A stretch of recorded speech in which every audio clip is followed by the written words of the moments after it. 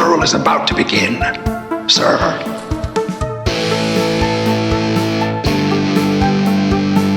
I think we just picked up Dracula. It's got a death curse!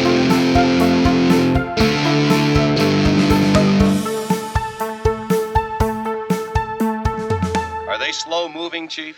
Yeah, they're dead. They're all messed up.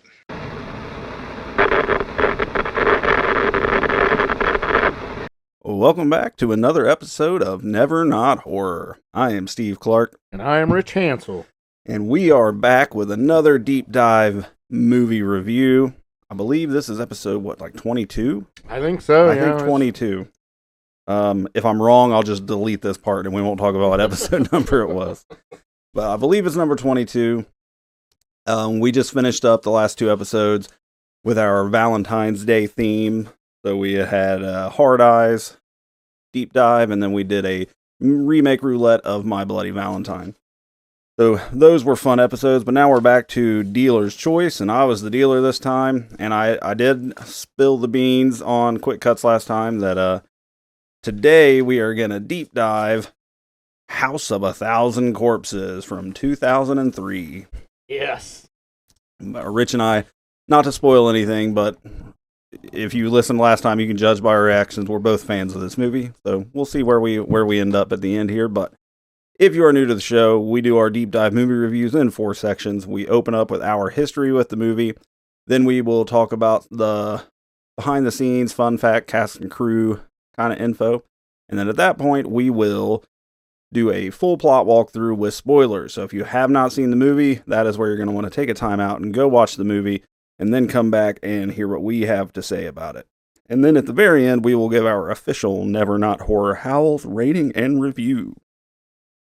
As is tradition, whoever picked the movie will kick off the memory portion. So I will go first. I saw this in the theaters when it came out. If you don't know this already, I'm a rock and metal music fan. I have been my whole life. So prior to this movie coming out, I was a fan of White Zombie, the band, and which is fronted by Rob Zombie. And then he went solo with just as Rob Zombie. So I was a big fan of that stuff. And you can tell from the music that Rob Zombie is a big horror fan. And then when he had done some directing of like his own videos and stuff, but this was his first real movie directorial debut thing. Yeah. So I was all on board, and you could tell from the trailers it just looked wild, like crazy horror movie. So I was totally in. So I went to the theater and saw it. I want to say I might have even seen it twice. I feel like maybe we went back and like with a different group, and I saw it again in the theaters. Yeah. But really liked it out of the gate. It just kind of a time. Like I was in 2003. I was 20. 2003. I was 20 years old. So, and it was just up my alley. Really, right. Like it was sort of catered to just that era, and it was just so many things about it. With it being a 2000s movie, but then it's it feels gritty and grimy like a 70s movie. It does. And all the throwback nods to like old horror movies that gets clipped throughout. It's up my alley for sure. So when it came out on DVD, I bought it. I now own it on digital. I've always been a fan of it. Always been a fan of Rob Zombie. I think someday we'll do, because I want to do some like director spotlight episode, quick cuts eventually. Maybe we'll do a Rob Zombie one, because his catalog of movies is not all great. No, they're not. But I feel like this was a really strong lead off. So I've been a fan. I saw it when it came out, and I've been a fan the whole time. So, Rich, what about you? What is your history? I did not see this in the theater. I think I saw it a year or like when it was getting released into renting it from the video store. Mm-hmm. And I didn't know. I knew I liked Rob Zombie or White Zombie, and I was a fan of his. Not a huge fan, but mm-hmm. I think I had the CD. If Thunder Kiss 65 doesn't get your I toe know, tapping, your toe tapper is broken. Right. But I wasn't. I had heard. I think at the time I was watching a lot of the what was those two guys' name that used to review movies? Siskel and Ebert. Siskel and Ebert, and I think if I remember right, they both just dogged this. Just totally did not like it at all, if I remember right. But I went in thinking I was going to like it, but not 100% sure. And when I did finally see it, I was blown away. If you listen to our favorite movies of the 2000s, right, this was my number one movie. Yeah. I was thinking about that while we were talking, while I was talking. I couldn't remember where I put it on my I know it was in the top 5 for sure, but I think I had this one and Devil's Rejects was 2. I had so maybe because I do prefer Devil's Rejects, and I had it higher on the list, but they were both on the list.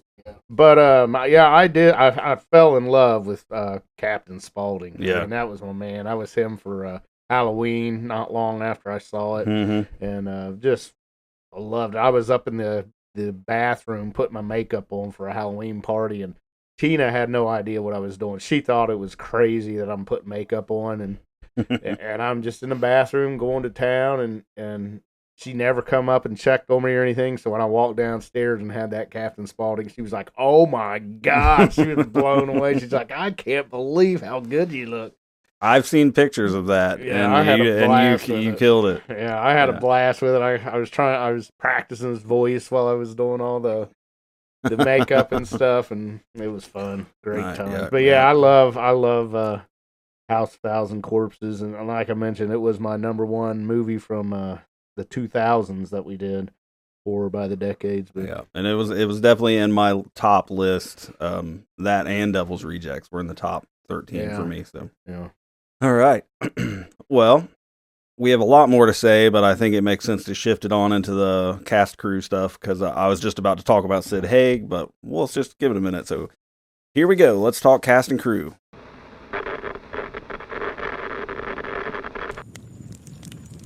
Come closer. Let's take a look behind the curtain.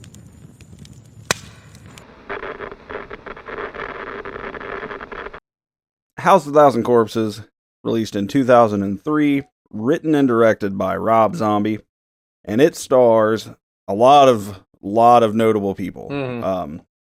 You got Sid Haig, plays Captain Spaulding. Karen Black is Mother Firefly. Bill Moseley is Otis. Sherry Moon Zombie, Rob Zombie's wife, is Baby. Our 4 people, our 4 travelers per se, the antagonists.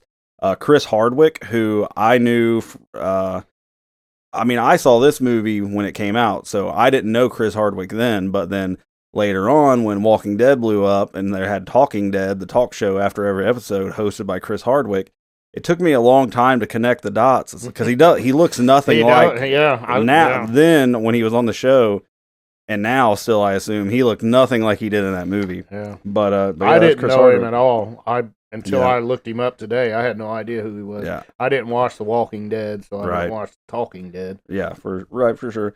I was telling Rich before we started that Chris Hardwick also does stand-up comedy, and me and my wife went and saw him live. It's been several years ago now, but he was funny. It was a good show. And then also Rainn Wilson of The Office fame, Dwight from The Office, is in this movie. And then Aaron Daniels and Jennifer Jostin play Denise and Mary, the 2 girlfriends. And then we've also got Dennis Fimple and Walton Goggins, who has blown up in recent years. He's been around forever, but he's in the Fallout TV show. He was in, what's that HBO show? My wife and I watch it, The White Lotus. Okay, I have heard of that. I have never seen it. He is in, have you ever seen any of the Righteous Gemstones show? It's on HBO. I It's don't got think John so. Goodman and Danny McBride. Oh, Tina watches that every once in a while. He's in that show too. He plays Okay. little baby Billy, and he's Okay. hilarious. Like, yeah, I got it. I know exactly. Okay. I've seen her watching that, and yes, I do remember him that's in Walton Goggins. there. Okay. I originally knew him from he was in Major League 3. Was he really? Yeah. Wow. He was the arrogant hot shot coming up through the minors that makes it to the big leagues and struggles and has to get humbled and sent back down. And yeah, that's what that movie's about. If you've never seen Major League Part 3. And then cameo stuff just pops in everywhere. Like, even if it's not there, we were talking before recording how many people it's like, I know I've seen that guy and stuff, but I can't quite place faces, it. but never was. It was like side characters. Not, I wouldn't even call them supporting actors. They wasn't even that high up on the list. They was just in the movie. Right. Well, like I said, this was Rob Zombie's directorial debut for a full feature film. It's also Sherry Moon Zombie's debut as an actress in a full movie. That's crazy. Yeah, because she does so good. Yeah, I understand people's complaints about her, like, but in this case, that's her character. Like, she's a little obnoxious, but she does so well as just a crazy lady. I know a lot of people don't like her. I'm a Sherry Moon fan. I think she's good. I do too. She's in basically all of his movies in some role or another. But when she was in The Lords of Salem, like, that's a much more straight role for her, and she's not baby Firefly. Yeah. She's not all crazy acting, and I think she does pretty good. I mean, she plays Michael's mom in Halloween, and like, I mean, yeah, I'm a fan. Yeah, I would have never known this was her first acting gig. Yep. I talked about how I knew Rob Zombie was a huge horror fan, classic horror fan, and you see it like much like Rob Zombie's music, where there's clips from old horror movies like mixed into the songs all the time, like intros, and it's crazy the sampling that he does. But he does it in the movie too, and there are clips from several well-known old, like The Wolfman. There's a snippet of that. The Old Dark House is in it. Yeah. It's either Ghost of Frankenstein or House of Frankenstein. I think it's Ghost of Frankenstein. There's a title card from that. So, just he definitely wears the influences proudly. He does. And I like that. I do too. I appreciate it big time. There's one thing that I saw. It's pretty cool. There's a lot of like intercut scenes, like between scenes where it's just like random shit happening on a screen or clips from a movie or whatever, just stuff flashing. It's just to make it just feel hectic, I think. More than once, they flash a missing poster of two little boys, and the picture in the two little boys is Rob Zombie when he was a little boy, and his brother. Him and his little brother are the two boys in the picture. And his brother is also a famous musician. He's the singer of the band Power Man 5000. He goes by, his stage name is Spider One. And he's a horror fan also. And he recently had his first horror movie. And I don't think it did, I don't even remember what it was called now, but I don't think it reviewed very well. I have to dig into that. I'll have to check it too, because I like the Power Man 5000 is very similar to Rob Zombie musically. Okay. So that was a fun little thing, but it's just the throwbacks to horror and the nods to this and that, and the way things are shot. I mean, I think it's knowing that it was Rob Zombie's first directing gig too. Like the way just the quirks that are in the movie and the things that you just don't see. Yeah, I think it's pretty impressive. And I read that he does not like the movie. He just I read watches that too, it and says it just gets on his nerves at all the things that he wishes he would have done better. Yeah, he said all I see is flaw after flaw after flaw. But and that's fine. I mean, I get that. Yeah, you're going to critique your own as a thing. creator. I get it. Yeah, that you're going to pick it to death and be your own worst critic. Yeah. But I'd give him some grace because it's a good movie. And I've seen him do. I think like Eli Roth or something, that History of Horror show or something. He does a lot of interviews on stuff like that where he talks horror. So, and I feel like he might have been on like a MTV Cribs episode once too. Oh, maybe and his house is just decked in horror memorabilia, except for the daughter's room or something. It was all up in Disney or something. maybe. And I think he might have painted it. He might have drew all the stuff, all the Disney things. You might be right. I think he might be involved in like the artwork for the band stuff too, the music. All right, do you have anything on budget for House of a Thousand Corpses? I do. The budget was $7 million and it was actually filmed in 2000.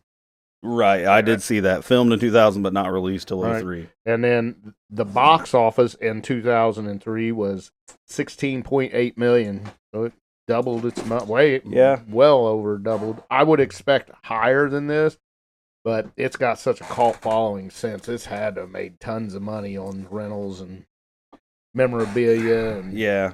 I don't really remember.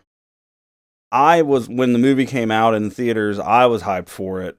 But I don't really remember what like the public hype was. If you weren't a White Zombie, Rob Zombie fan, I think the critics destroyed it. they Destroyed it. They didn't like it, and some people take those critics for To your point, Rotten Tomatoes scores for this movie. The Tomato Meter critic score is a 22%. Oh my goodness! Yeah, it got lit up. Fan score popcorn meter is 65. So people like it a lot more than critics, but critics absolutely ate this movie alive. And it is. I've talked to people that absolutely hated this movie. They didn't get it. It just wasn't their thing. Yeah. And then other people like me, I basically worship the movie. I think Right. it's one of the greatest things ever made. Yeah. My wife loves this movie. It's one of the few horror movies that she loves. We watched it today, and I said, I think I'm going to put on House of 1,000 Corpses. We had just got home from our hotel stay, and she said, go ahead. I love that movie. Nice. Yeah. I was going to hit too, I went through the cast and talked about some of them, but Sid Haig played, obviously, Captain Spaulding. I did not know him prior to this movie. Yeah, I had never seen Spider Baby. I didn't see Spider Baby neither until couple years ago. Having now seen Spider Baby, though, the influence that movie had on this movie is wild. It is. Yeah. That's such a good movie. Yeah. I remember reading, and it matches up really well. So Sid Haig had acted, Spider Baby was in the 60s, but he acted in a ton of movies and TV all through the 60s and 70s, some in the 80s, but his IMDb credits really tail off in the early 90s, and there's almost nothing for 10 years. And then House of 1,000 Corpses comes along, and I remember hearing an interview with Sid Haig and him saying that Rob Zombie basically resurrected his career, that he was basically done. He wasn't getting work anymore, and he was done. Well, he didn't think he was going to be able to act anymore. And then Rob got him in for Captain Spaulding, and that turned into multiple movies. And then he's in most of Rob Zombie's movies. He's the Gravedigger in Halloween, and but yeah, I thought that was cool.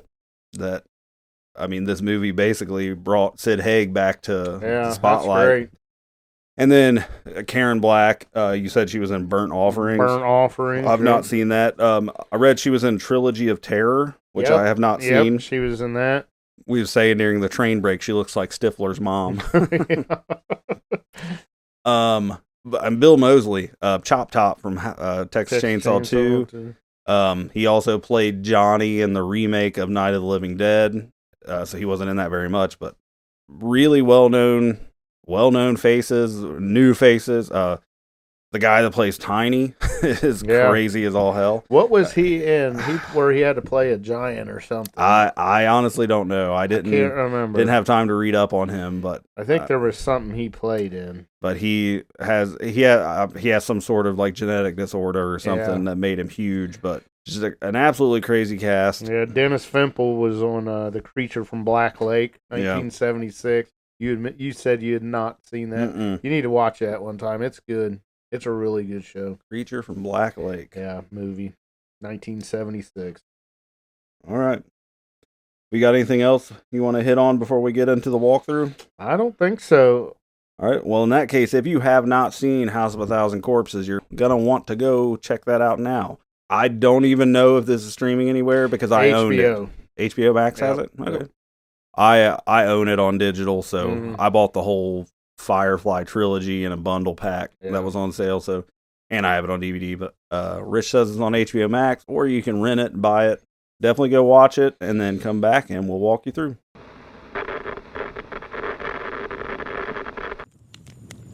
Last chance to turn back. Don't say we didn't warn ya.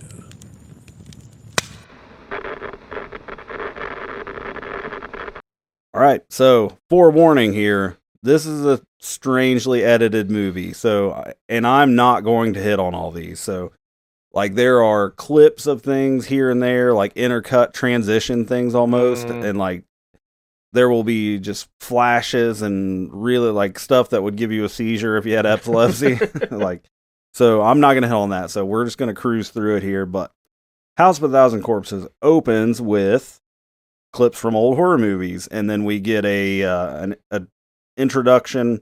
It's like a Halloween special, sort of like a Svengoolie thing, like a creature feature ghost host guy, called Dr. Wolfenstein's Creature Feature Show. So we see this, he's talking about the Halloween movie marathon, and then we cut to a commercial for Captain Spaulding, Museum of Monsters and Madmen. Talks about he's got his murder ride and fried chicken. He says, it just tastes so damn good. Sid Haig as Captain Spaulding is so much fun. It is, it's great. So now we're out of the clip. We're actually in the movie now, and we see the sign for Captain Spaulding's Museum of Monsters and Madmen, fried chicken and gasoline. And then we get the title, or like the date, October 30th, 1977 is when this is set. And we meet Captain Spaulding. He is in the store chatting up with a local. They're just bullshitting, and it's really funny. They're talking about dialogue this, is great. Yeah, or they're talking about a guy. I won't say what they call him because that's frowned upon today, but a handicapped person that they know, and telling the other guy, telling him that he got a Planet of the Apes, right? Yeah. He got a Dr. Z. Dr. Zaius shoved up his ass, but yeah. Anyway, so they're hanging out and just chatting. Spaulding's wearing his clown makeup and his getup, and the patron guy, I didn't get his name down, but he has to go to the bathroom, so he goes to the bathroom, and while he is in there, these two masked robbers bust into the gas station. They've got guns. They want him to empty the register or whatever. They know that the other guy was in there, so the ringleader of the two robbers sends the other guy into the bathroom to get him, and Spaulding is just giving this dude all kinds of. He's not really afraid. Like you get the feeling he is not afraid. Yeah. And they bring the dude out of the bathroom, and he's telling, or the guy from the bathroom recognizes the robber, and he says, he's like, I know you. You work at the hardware store, or Richard Wick. He's like, all the guys in there give you a hard time, call you Little Dick Wick.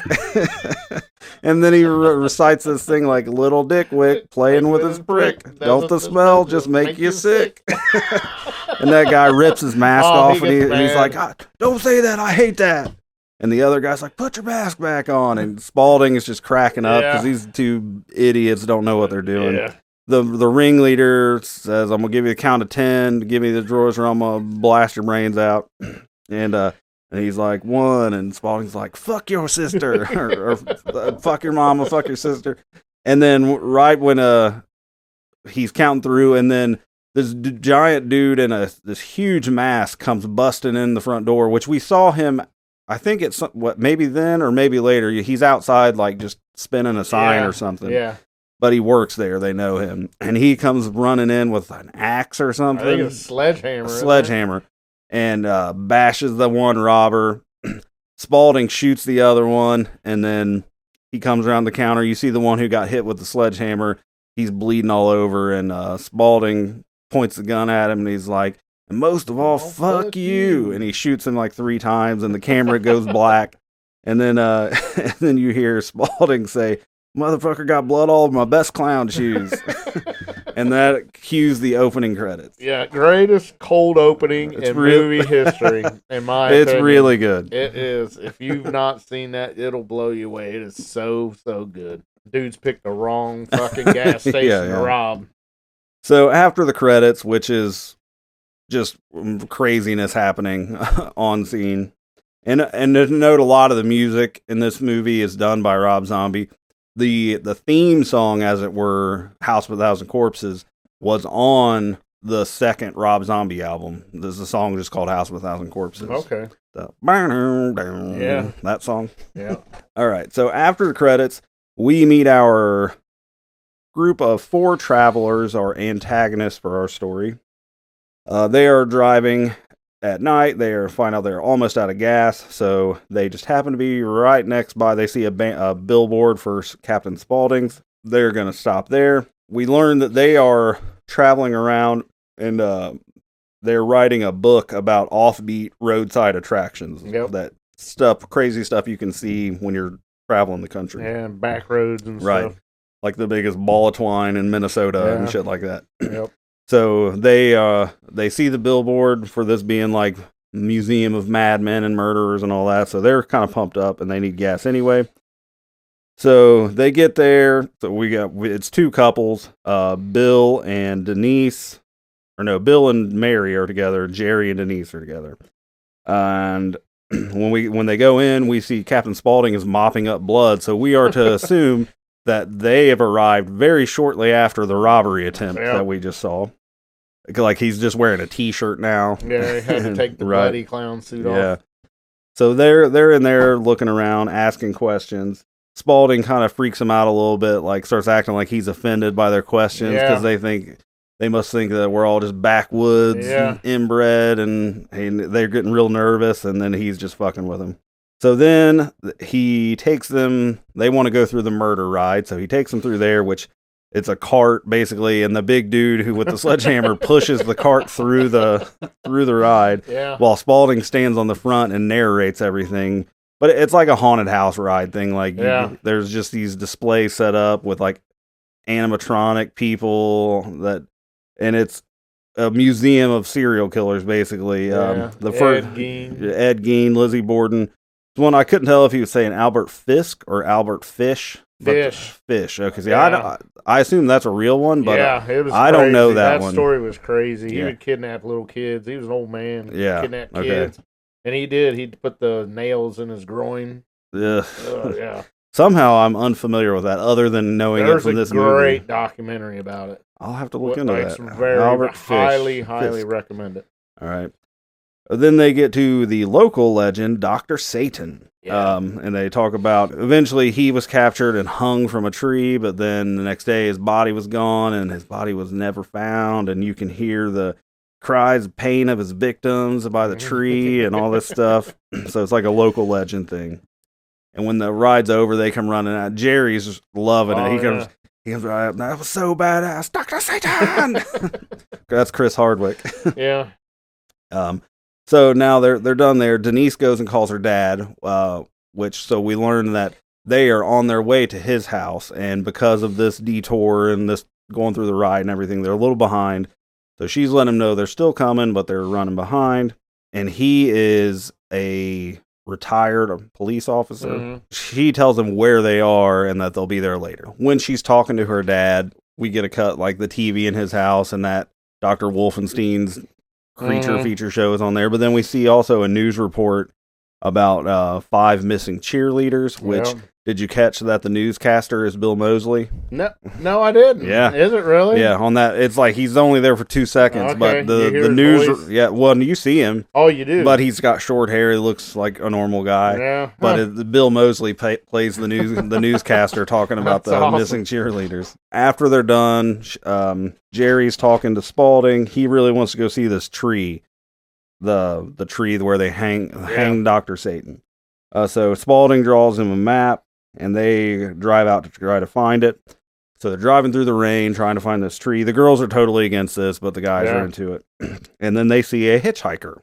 And there's a young lady hitchhiking. She got an umbrella, but it's a rainstorm, so they stop and pick her up. And this is baby Firefly, played by Sherry Moon Zombie. And when she's fairly normal when they first get in. Yeah. And they ask her where she's going. She's like, I was just going home, and it's just up the road. And Jerry asked her if she knows about Dr. Satan and the tree and all that. She's like, yeah, I know where that is. It's right by my house. I'll take you there. And the girls are, especially Mary, they don't like her. Mary's kind of a sourpuss about everything. Yes. And then she does get a little weird, like, they ask her about the tree again, and she's like, what tree? Like, the one we were just talking, and she was basically just messing with him. So they're going, but then they get a flat tire. So Jerry and Bill get out. Did you see what happened? Did you catch the guy, RJ, shot the tire out? Okay. Yeah, he shoots the tire with a rifle. So when I was rewatching it for this, I missed that. I Yeah. felt like there was something, like there was like a spike It was strip a- or something. It was a quick scene. You see him aiming, and then Okay. he shoots, and then the tire goes flat. Okay. So at this time, we don't know who RJ is, Yeah. but somebody shoots their tire. So they stop. It's kind of funny. Bill asked Jerry, because apparently pre-road trip, he had asked him to fill air up in the spare tire. And he's like, you did put air in the Yeah. tire, right? And he's like, yeah. But what if I maybe forgot to put the tire back in the trunk? Yeah, that Jerry is a mess, man. He is. He did a good job of being a Yeah. friend that you keep around for Right. some reason, But but drives you nuts. he's not reliable in anything. No. So they get back in the car and they're all kind of panicking. But Baby tells them that her brother drives a tow truck and they're only like a mile or two from her house, so they can just walk there and he can come and tow them. So Bill goes with her and they go. Bill and Baby leave and go to her house. We see the house. This is before they get, so they leave and walk into down the road. But then we see a house, which is the house, and we meet Otis, who is sort of the leader of the Fireflies, basically. Yeah. And he is giving this speech, sort of like a weird philosophical thing Yeah. to this to these missing cheerleaders who There you are go. bound and gagged. 3 of them sitting there in absolute distress, and Yeah. he's just going off on this rant to them. And they've been missing for days, so Yeah. they've had them. And this is Bill Moseley as Otis. He's does a phenomenal job. He does. Like, he's unhinged and dangerous. Like, Yeah. just looking at him, like, you feel uneasy. Like this dude is the loosest of cannons. So we see all this happen. So now we know that these missing cheerleaders are here. And then we cut to Baby and Bill arriving at the house. Then we cut back to the car. The girls are playing cards in the back seat. Jerry fell asleep in the front seat. Then Mary says she hears something, and then they turn on the headlights, and there's this big hulking dude in front of the car, and they freak out. But it turns out it's just the brother, the tow truck driver, and he hooks up their car to take it back to the house. Cut back to the house now, and Bill has been given dry clothes, where he's got like a flannel shirt and coveralls because they got soaked walking in. So Baby has changed, and she is now wearing very skimpy pajamas. Yeah. Like long john pants that barely don't even really cover her ass, and like a shirt that basically half a shirt, and her boobs are hanging out. And she snuggles up with Bill on the couch. She's and been flirting with him. She's all very along. she's very flirty. Takes his glasses and Puts them on herself. and asks how she looks, and he's like, "Oh, you look great." And she got him some hot chocolate, and he takes a sip of it. And Bill is super nerd. This is Dwight from The Office. Yeah. And he takes a drink and he's like, "Ooh, tasty." And Baby says, "That's not the only thing tasty in this house." So she's laying it on thick for him. But then the tow truck arrives at the house, so the rest of the gang is there now, so they come in, and this kind of busts up Baby and Bill's little thing. And we meet Mother Firefly, Karen Black. So now that they're on site, and she snuggles right up to Jerry, and she's being real flirty and all that. There's some awkward conversation where Jerry's kind of being a sarcastic asshole, but she doesn't get it, and she thinks he's funny. And then they tell her, like, he says, like, "I'm just kidding." And then she kind of gets offended about it. Yeah. Then Baby comes back and says that RJ went into town to get a new wheel. Be a couple hours, so they're going to have to stay. But since they have to stay, which the girls are really unhappy about, it is Halloween Eve, Mother says, and they are going to have their Halloween Eve dinner celebration, so they are now invited to that. So at the dinner table, they meet Tiny, who is a giant of a man. The real act, I mean, he's got to be, he's over 7 feet tall, I would say. I want to say he's like 7'6". He's got some sort of genetic disorder, like where he's kind of like hunched over and just oddly shapen. But he wears a mask in the movie. His skin is all burned. He comes and sits at the table, and everybody's like, "What the fuck?" And they just don't even say anything. But then Mother Firefly comes in and writes him a note that says, "Go get Grandpa." And then she explains that he can't hear because he was burned up in a fire where his dad tried to burn the house down, and like we see a cut of him dumping gas all over Tiny and setting him on fire. Just a mess of a situation here. So then we get a cut scene of Baby, who is tormenting one of the cheerleaders in her room, and she's tied up. And then there's like a pan at the end where we see the fifth cheerleader who is dead in the bed. Like, so one of the 5 is already dead. Otis has 3 of them in his room, and then Baby's got the other 2, and one of them's dead. Back to dinner, we meet Grandpa. What's his name? Dennis Fimple. Dennis Fimple, yep, which he's been in a lot of TV and stuff, so. And everyone is wearing a mask. Mary, in particular, the biggest stickler of the group, she's refusing to wear it, and Grandpa yells at her. He's like, we're not going to get any dessert if we don't wear the damn mask, so put it on. And then Otis joins the table, so this is the first time they've seen Otis. Jerry is asking about the Dr. Satan stuff, trying to make conversation or whatever, and Otis comes in, and I've always remembered the quote, like when he walks into the table, because he doesn't say, like, it's how he introduces himself to him. He says, I know all about what you want to know all about. And he's carrying a baby fetus in a jar, which he gives to Mother, and she's like doting over it like it's a live baby. Crazy. But Otis is kind of taking this in and like kind of sizing everybody up, and Jerry was like, I'd really like to know, we really want to know about Dr. Satan, and Grandpa's funny because he yells at Otis. He's like, he'd really like to know. Enlighten him. So they do the dinner thing, and then we find out that after dinner, post-dinner, there's going to be a Halloween show that they do. Because you get a thing where Grandpa yells, it's showtime. Yeah, he's got all that food in his mouth. Yeah. Yeah. So we cut to, they're like in a barn or something, and they have a stage rigged up, and Grandpa is up there telling stand-up comedy. Very raunchy. Yeah. It reminded me of Sam Kinison a lot, like the way he screams. Yeah. And it don't make sense. No. You only see snippets of it. Yeah. So it's not the best comedy ever. Jerry's loving it, though. Yeah, He's Jerry's laughing at it. This is his kind of humor for sure. And after that, Baby comes up on stage, and she's all made up to look like Betty Boop, kind of. Yeah. And she's singing this song, this old, I don't remember exactly what the song is. I don't know. Boop, boop, boop, boop, right, boop. Just want to be loved by you or whatever. So, and she's doing that, and she's being real flirty with Jerry and Bill.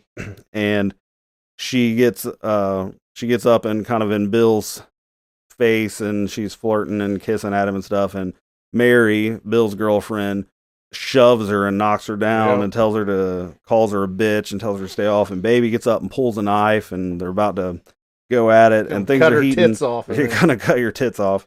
And then just as things are escalating, RJ, the tow truck driver, her brother, slings the doors open on the barn and says, "Car's done." So Mother Firefly tells them, I think it's best if you guys leave. So it's like, well, we're gone. So they leave, and then once they're in the car, they're panicking, like it's almost hysteria. Dark, and it's rainy. And we're like, we gotta get out of here. This is, like they know that they're in a tough situation. So they're driving like through the driveway to get out, and there's a bunch of scarecrows pinned up along the side of the road, and they stop because there's a gate at the end, and Bill has to get out and open the gate. One of the scarecrows comes to life and gets down, jumps off the pole, and comes up and whacks Bill with like a pipe, it looks like. Yeah. So everybody's freaking out. Then another scarecrow gets down and comes up. Well, Jerry jumps out of the car to try to help Bill and tries to fight the first guy, but he gets banged up too. And we learn that they end up taking their masks off, their scarecrow masks, and it's Otis and Tiny. Yeah. And so Bill is incapacitated. He's knocked out. And then I think they do the same to Jerry. I think they maybe knock him out or something, but then they end up getting the girls. One of them Tiny carries one of them off, and grabs then her one arm, pulls her right out of the car, and just walks off with her. And then Otis was just beating the shit out of the car with the pipe, and then it cuts away. So they got him. So now the next morning, we see it's daylight now, and we see RJ walk out of the house, and he tows away the destroyed car that's all bashed up. Yep. And then we see Denise's dad, who she called from Captain Spaulding's. Is calling like his contacts at the area sheriff or whatever, and he tells him he's worried about Denise because she never showed up when she said she was. he tells them where she was. Captain Spaulding's and the other sheriff's like, yeah, I know the place you're talking about. So they're going to send some police out to investigate.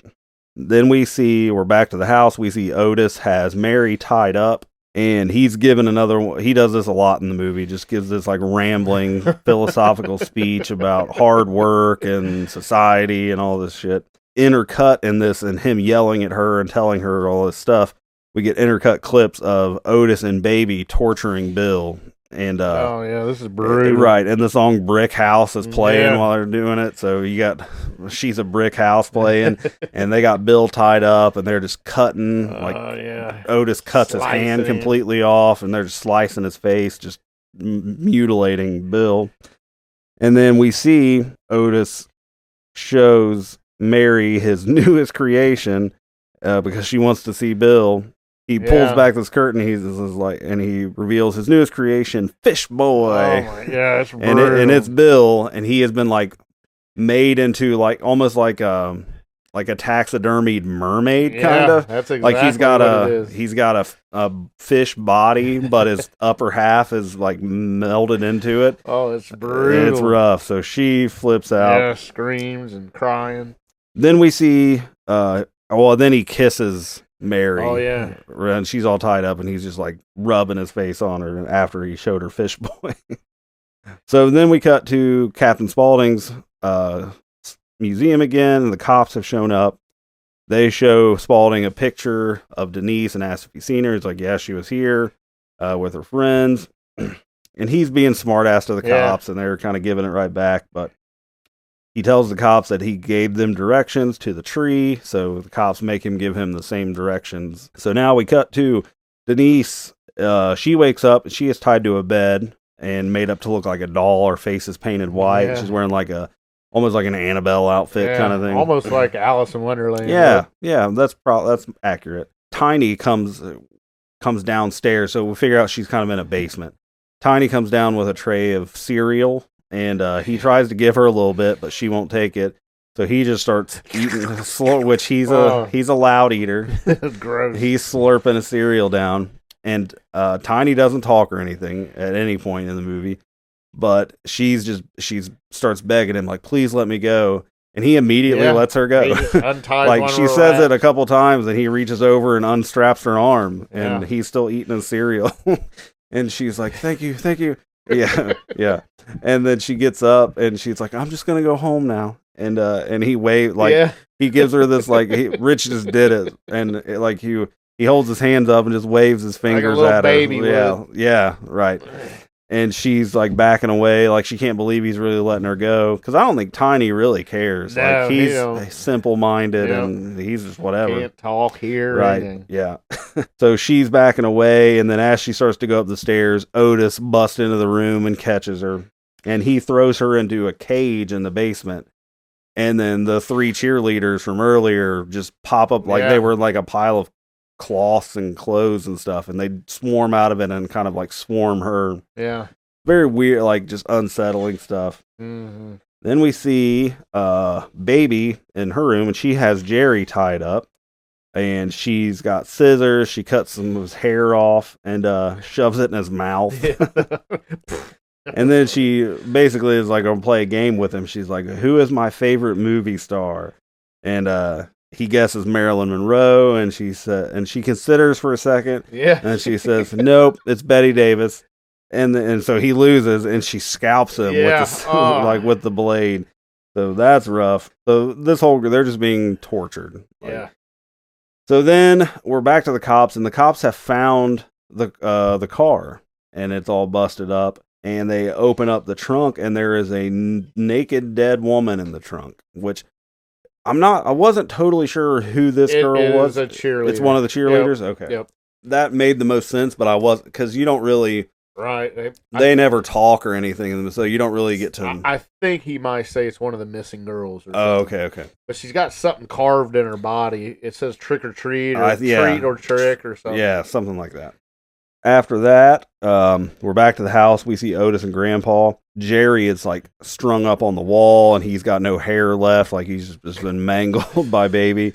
And Otis is throwing knives at him, sticking them into the wall, like next to his head. Then we see Denise's dad has arrived to now like join the search.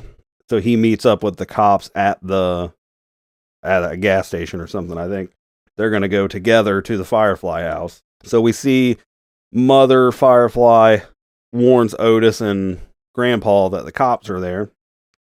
So they kind of gather together. Otis tells Mother to keep them occupied. So she's the one that answers the door, which the head sheriff guy, which he looks familiar too. I'm not sure who he is, but another guy, like I know I've seen him and stuff. So she brings in the sheriff while the deputy, Walton Goggins, and Denise's dad have like kind of sneaked around back. And so she's talking to him and being real flirty, and he's falling for it too. Yeah. And so we're cutting back and forth between them, and then the deputy and Denise's dad going around the back. They find a shed in the back, and they open it up, and there are bodies everywhere in there. Yeah. And so the deputy, Walton Goggins, tries to radio the sheriff. We cut inside, the sheriff's answering his radio. He's looking away, and Mother Firefly pulls a gun out from under the table and just blows his brains out sitting right there. Then in the backyard, right by the shed, Otis pops up, and he shoots and kills Denise's dad. And then we get this interestingly shot scene. I love this. Yeah. I love how he shot this, because it almost you almost feel like your DVD is froze. Yeah.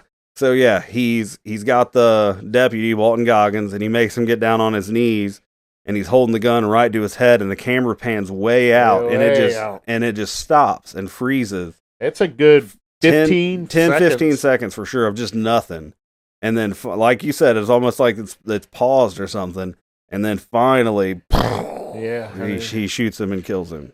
All right. So then we cut to Baby, and one of them, is it RJ maybe? Some Baby and somebody going to Red Hot Pussy Liquors, the local liquor store. Yeah, and you get a zoom in on Sherry Moon's wearing like assless chaps, basically. And so they go and buy a bunch of liquor for a big party. Yeah, from a guy named G. Ober. G. Ober. And somebody put the extra O in it. Because he goes, "How you doing, Goober?" Yeah. He's like, "It's actually G. Ober, but the guys make fun of me and put an extra O in here, so it looks like Goober." Yeah. So they buy some liquor from Goober, and then basically it's almost like a ritual kind of thing. But we see they've got our remaining three, Jerry, Denise, and Mary, and they're all in bunny suits, like Christmas Story. Yeah. But they're not pink, they're white, but they're in full body bunny suits, and they're like tied together. Otis comes down into the room, and he is wearing Denise's dad's face and chest, like you skinned him, and he's wearing it as a mask and like a chest suit thing. And he comes down, and this whole thing, like he says stuff, and the rest of them are like, "Who's your daddy?" Yeah. And he's wearing her daddy's face, and it's really creepy, and he gets really close unsettling. Up on her, and she's like, "Daddy." Yeah. He sticks his tongue through the mouth hole, and licks her. It's rough. They take them outside, and Mary gets away, and Otis is yelling, "Run, rabbit, run!" Yeah. And Baby wants to go after her, so Otis is like, "Go on, go get her." So Baby runs after her, and she catches up pretty quick, and she just stabs her to death, basically. Like gets on top of her, knocks her down and straddles her, and just stabs her to death. Like 10 times in the chest. Meanwhile, Jerry and Denise have been put into a coffin, and they get lowered into, it's on like a winch, and they get lowered into this big hole. And when they get to the bottom, the Fireflies up top close the lids, and they're in darkness. And then all of a sudden, it's like water in the bottom of this thing. Yeah. And these people just start jumping out of the water and tearing the coffin apart. Just like zombie looking dudes, just tearing the wood to pieces and getting at them. Denise gets away. We don't really see what happens to Jerry. Yeah, she's running through tunnels and right. stuff. So it's this whole underground labyrinth thing. And there's all kinds of crazy shit down here. Just people. She runs into this old dude in a rabbit suit, just like she's wearing. Just old crazy guy. And he ends up attacking her and taking her rabbit suit. And just leaving her. So she's back in her Alice in Wonderland outfit. And then while she's wandering around, we kind of cut to there's a scene that's like a ritual in the cemetery. They got this big bonfire pile and they put Mary's body on it. Otis has got this like face paint, like a cross painted on his face. Like some kind of dark priest or something. Yes, Voodoo exactly. priest or something. Yep. So they're burn up Mary's body. Again, so Denise is wandering around these underground tunnels and she finds all kinds of weird shit. And then she basically, it's almost like the afterlife waiting room in Beetlejuice. Like she walks into this, it's like a waiting room for Dr. Satan, and there's just deformed madness happening everywhere. Just people sitting around, like it's bizarre. The weirdest whole segment of this movie. It is nuts. Yeah, and we see Dr. Satan, and he is hard to describe. It is. It is amazing. This is one of my favorite scenes of the movie. I love this, and it's not very long scene. It's probably maybe 3 minutes, if that. Yeah. Yeah, Dr. Satan is crazy. Yeah. And then he is operating on Jerry, who has apparently been taken, and he's drilling on him. Yeah, he's putting a drill bit through his head and stuff, but he's still alive. But you can see his body like convulsing as he's drilling his head. And then this other giant dude shows up. Yeah. Almost a little bit reminiscent of like the miner from My Bloody Valentine. But you can see some of his face. His face is like all red, like skinned almost. Yeah, I have no idea who this guy is. He's got like this gaping mouth thing. It's weird. I'm thinking all these people are from that Willow Creek Insane Asylum. Yeah. Is what's down there. Because Dr. Satan was the doctor at that insane asylum. Right. Is what Captain Spaulding explains on that ride. Yeah. I mean, that makes sense, but nothing makes sense in this. It's just because chaos. That supposedly happened a long time ago, so you would think all those insane people would be passed away by now, but right. So she runs, and that big dude chases her. We get a stalking through the tunnel scene. Eventually, he kind of gets her cornered, and he swings at her with I think he's got an axe or something. But he hits like a support beam pillar thing and knocks it down, and it causes a collapse in them, like a mine collapse, last time. Yeah, it might be an old mine. Yeah, and so there's a collapse, and just rubble falls all over him and kills that guy. We assume. Yeah. We do see his body still laying under it a little bit, but then you cut to Mary's waking up, and it knocked her out or whatever. But she comes to in the tunnel. And she sees like the rubble, and she's able to climb out through the debris. And we cut to outside. It's morning now, and she pops up out of the ground like a zombie. Looking. Really good. So she's a mess. She's absolutely been through it, but there's no one around. Yeah. So she just starts wandering around, and she finds a road, and she hears a car coming, and here comes Captain Spaulding in a little red convertible.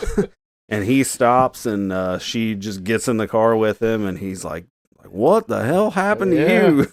And he's like, all kinds of people have been looking for you. She says, take me to the hospital. I need a doctor. Yeah. And he's like, all right, I'll take you to the hospital. Just lay back and relax. So she lays her head back and closes her eyes. And he's like, yeah, that's it. And he's driving and glancing at her and stuff, and then Otis sits up in the back seat of the car, and he doesn't say anything. Like he just sits up and he looks at her, then he kind of looks at Spaulding, and you see Spaulding doesn't really react, like he doesn't turn around, but you do see him glance at the rearview mirror, so you know he sees him sitting back there, so he knows he's there. Yeah, and then the movie ends right there. Awesome. Yep. So that is House of a Thousand Corpses. Definitely a movie. Doing a plot walkthrough does not do it justice for the craziness of what you see on camera. So I explained it. I went through it as best I could, but it is no substitute for watching the movie. It is a absolutely must see. You got to see it to believe it, kind of thing. And that doesn't mean you'll like it, but you got to see it. We'll go ahead and now transition now to our rating and review. The story told. How many Never not horror howls will be given.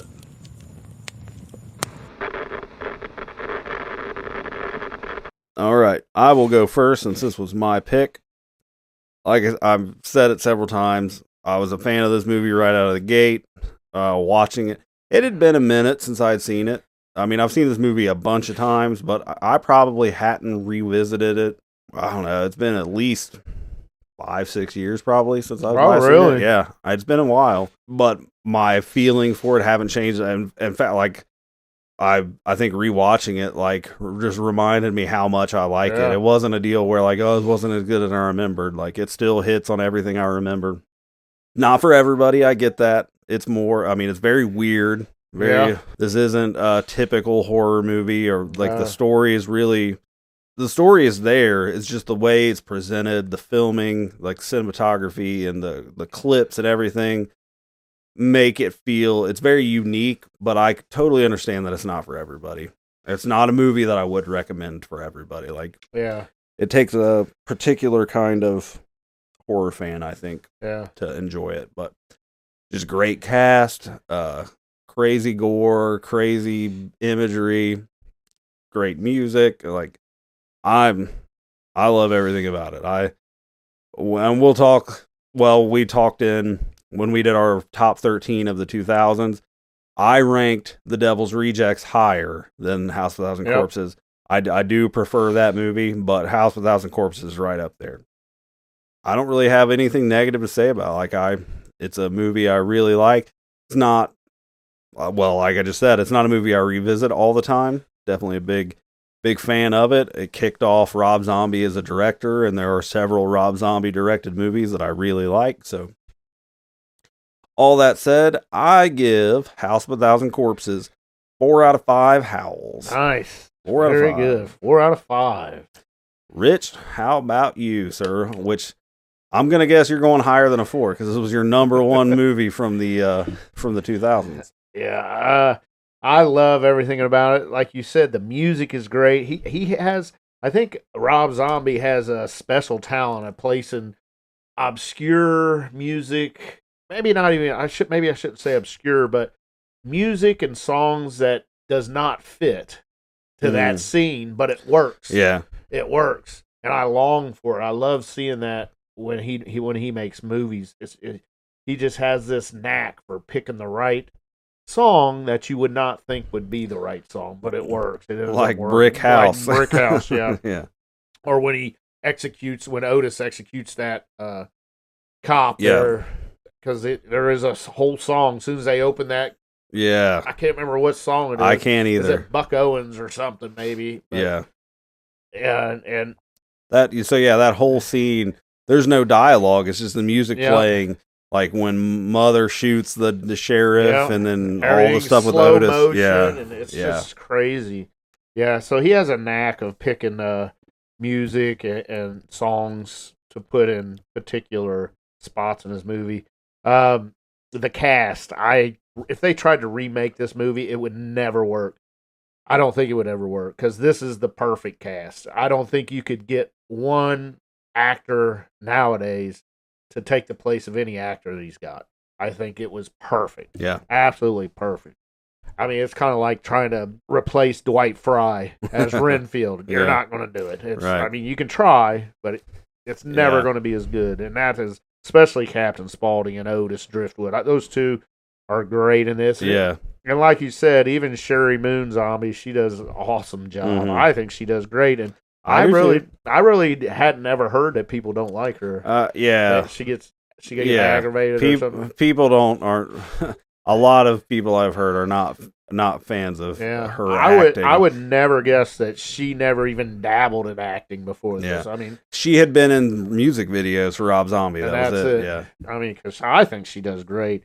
And you can see everything he pays homage to. Like, you can totally see Texas Chainsaw Massacre. Oh, yeah, for sure. And Spider Baby and all these other horror movies. And I think he does justice to everything. It's just so good. The makeup's good. The wardrobe's good. He gets the best out of all these actors. Like you said, he pulled Sid Haig out of obscurity. He was forgotten actor, and basically retired. Yeah. and my gosh, I Yeah. think it is one of the greatest performances of any character in any movie. He does a fabulous job. He's just so creepy, and yeah. So how many hows am I going to give this? Never Not Horror Hows. I got to do it. I know it's. Don't hold back. I am going, and you. This was in your 2000s. You said it was like top 3 or 4. I think Something like that. It was in the top half for sure. Yeah, this was my number 1, and Yeah. I would say this is probably my favorite movie since 2003. Yeah. So it's a no-brainer. It's 5 out of 5 5 out. hows. The old 5 stamp. I like it. I like it. Yeah. Yeah. I've expected no less. I mean, if any, I knew you weren't going any lower than a 4.5, but I figured it was going to be a 5. I flirted and with I a 4.5, and I said I can't. I mean, I love could this very movie. easily go to a 4.5, and I'll tell you the reason I didn't is because to me 5s are reserved for like my all-time favorite movies, and I prefer Devil's Rejects, but I don't consider either in like my all-time, like I watch them, like I can just watch them anytime kind of movies. So with that in mind, like Devil's Rejects isn't a 5 for me. So if I like that more than House of a Thousand Corpses, then that has to put it down to like a 4, which is still among the top tier. Like, absolutely. if a movie makes a 4, I mean, even we've talked about that at length here, like a 3.5, like a 2.5 isn't terrible. Like that's both of our lowest ratings, and we still liked the movies that we gave 2.5 to. A 5 is like a A+, Yeah. and a 4.5 is like an A minus, Right. And Yeah, a exactly. 4 is Like, close to an A like minus. a It's B like plus, B A plus, minus, plus, right, plus. right. If it's hitting 4 or up for me, then that's a top tier, like all-timer movie for sure. It's just not absolute upper echelon of movies. So, all right, a 5 from Rich and a 4 from me, and that will do it for our coverage of House of a Thousand Corpses. If you enjoyed the show, please like, rate, review, do what you do. Spread the word about Never Not Horror. Tell your friends. You can buy merch if you'd like at nevernothorror.dashery.com. If you want to check out what we do outside of the podcast, go to youtube.com and search Rich Hansel and you'll find his channel. All the action figure unboxing. Looking around. Do we have Piper's Pit set up back here? Son of a gun. Piper is interviewing Andre the Giant. Big John Studd's behind him. We got the Sheik and Hogan. Is that Terry Funk in the front? Yeah. Yeah, Yep. wow. Oh, no, that's Cowboy Bob Orton. Cowboy Bob. Okay. Yeah. King Kong Bundy's King there. Kong Bundy. Yeah. Hell yeah.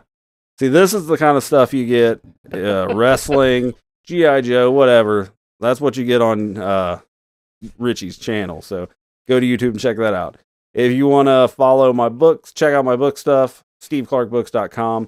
I also just started a Substack blog. So if you saw that. I'm going to start just writing things like it'll be for updates about books and the podcast and all that too, but just for like writing blog stuff about like movies or whatever I feel like writing, just another thing to do. I like it. So you can check that out. You can subscribe, and the blog stuff that I write will go straight to your email. So check that out if you're into it. Next week will be Horror by the Decades, the 1930s ranking. Very excited to do that. Lucky us, in real time, we get to do that in 5 minutes from now. But you'll have to wait a week to hear it. And then that will be... So my thought, and we'll cover this more, we'll do the 30s. My thought is we'll do a top 13. I want to call it pre-1930. Because I feel like there might be something in the teens or even the aughts that might get a mention.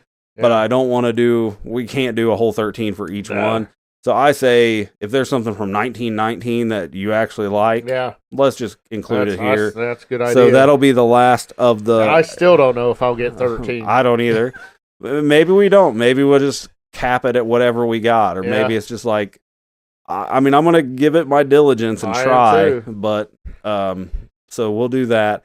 And then talked about it before, I've got ideas for doing decades ranking and then doing a top 3 from each decade overall ranking. So we're nearing the end of it, but I'm really excited for the stuff that we got coming. So, and I can't wait to do the 30s. So yeah, do all the things, support the show, leave ratings, reviews, tell your friends about it, and come back next week where whatever it is, it's never not horror. Oh, yeah.